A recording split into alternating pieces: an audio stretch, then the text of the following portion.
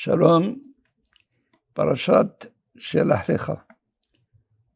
C'est une paracha qui fait suite également à Be'alotecha. Be'alotecha est un néroth. On a vu que l'Éternel a amené les Bnei Israël dans le désert. Il leur a donné des positions de telle sorte que la Torah soit elle qui nourrisse tout le monde, qui distribue, qui dispatche la vie spirituelle à tout le peuple d'Israël. Maintenant, on se dirige vers Israël.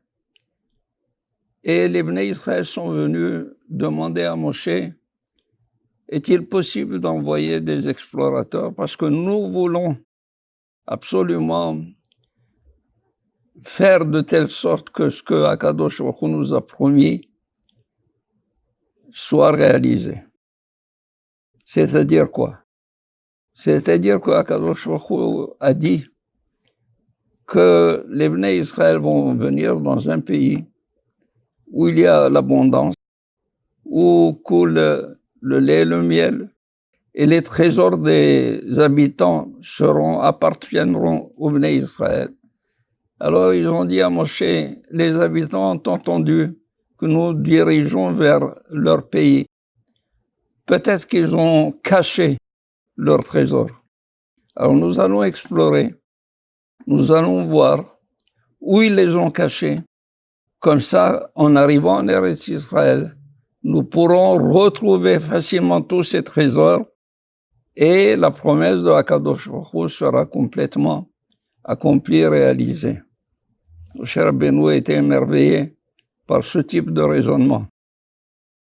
Alors il demande à Akadosh Baruch Hu, puis-je envoyer des explorateurs pour explorer la terre? Alors Akadosh Baruch Hu lui répond, Moshe, moi j'ai donné au peuple d'Israël et j'ai promis un pays parmi les meilleurs, sinon le meilleur des pays qui existent dans le monde. Eux, ils veulent voir si réellement j'ai promis ou j'ai exagéré. Moi, je te dis, n'envoie pas. Mais si tu veux envoyer, envoie. Mais c'est toi qui envoies. Shelach lecha anashim. Envoie toi des hommes. Ça veut dire quoi?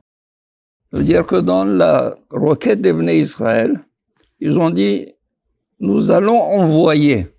C'est-à-dire que les agents sont les agents des Bnei Israël, non pas de Moshe. Akadosh Baruch Hu a dit, il faut inverser. C'est toi qui envoies, c'est toi qui prends l'initiative, mais pas eux. Pourquoi?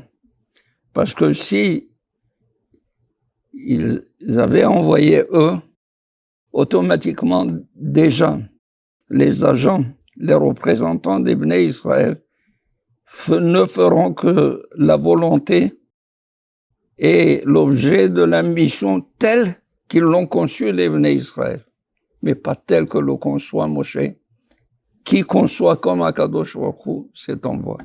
Pour cela que Akadosh Baruch Hu dit à Moshe, Shelach, toi tu envoies.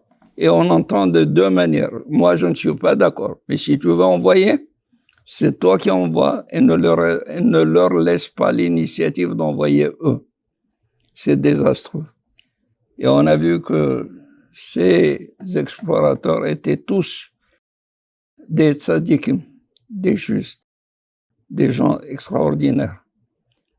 La Torah témoigne, Kulam anashim, tous sont des tzadikim.